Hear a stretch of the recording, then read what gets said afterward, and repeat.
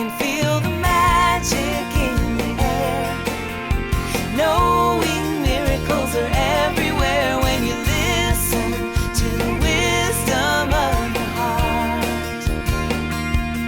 Listen with your heart. Listen with your heart. Today's question comes from a woman who says, "Dear Eve, I lost my soulmate when he died after 28 years together, and now I'm ready to jump back into the dating pool and get wet. I've had 2 husbands and I'm not looking for marriage again.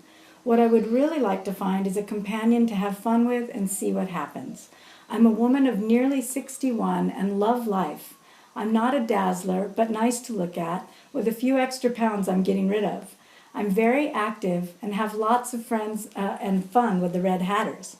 I'm open to a lot of activities and sports and am more or less a pretty well-rounded woman.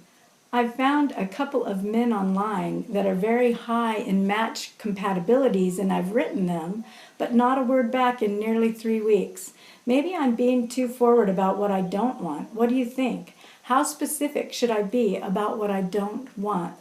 This is a really good question, and I've worked with a lot of people in the area of online dating, and one of the things people really need to understand is it's a numbers game. To say I've met a couple of men and sent them an email and haven't heard anything, and to expect huge results from just 1 or 2 is not how it works. You actually want to throw a big wide net and see what you catch. So it's an interesting thing to look at, just not giving up, being patient, and continue going forth. There are hundreds of reasons that somebody may not respond to you, so you need to be mindful of that. Sometimes they get scared. Sometimes they don't feel worthy of your attention. Sometimes they just started dating somebody else at the same time. Sometimes they never even got your email. So when there's a gap between what we experience and what we know, what I've found is that we try to fill that gap with a story that we make up. And it's really important, whether you're dating online or dating in person, that you're mindful of the story you're telling yourself.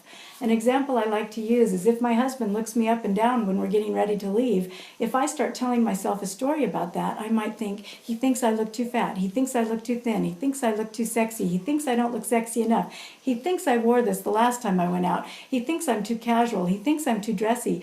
All of those things are just my story, and they all cause disharmony between me and my husband. When in truth, the most likely reality is that he's just going, she's got her shoes or keys or purse, she's ready to go. Or he may even be thinking something complimentary, like, she looks great, that's my girl. Who knows what he's thinking? So we need to be mindful that the stories we tell ourselves can actually sabotage our dating experience, and then into that, beyond that, it sabotages our relationship experience as well.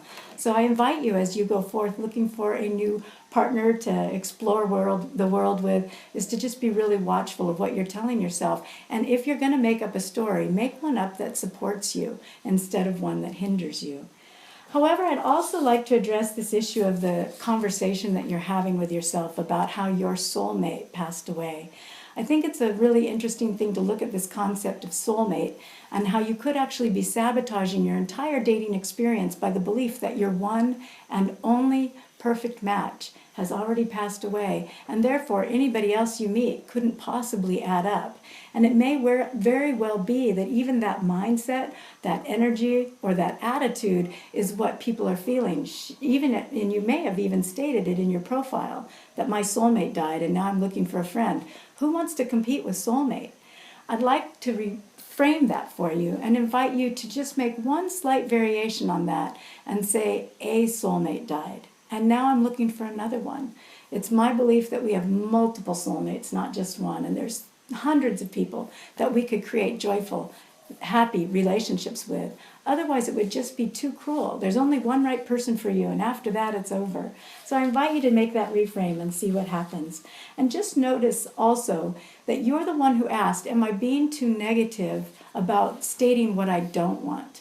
Certainly, I don't know. But you do, is you go back and reread your profile and look at the message that you're putting out to the world. Realize it's much like bait that you're casting into the ocean, and what's going to be attracted to the bait is the kind of fish, if you will, that's attracted to that kind of energy. And if you're saying, I don't want this, or I don't want that, or I don't like this, you're going to get a certain kind of person or you won't get anyone at all. And it's, again, just a simple turnaround, a simple reframe. Instead of saying what you don't want, be super clear about what you do. I'm looking for someone who wants to just have fun. I'm looking for someone to have adventure with. Be really clear about what you want, and you'll find that that's what you'll get. Listen to your heart. Listen to your heart.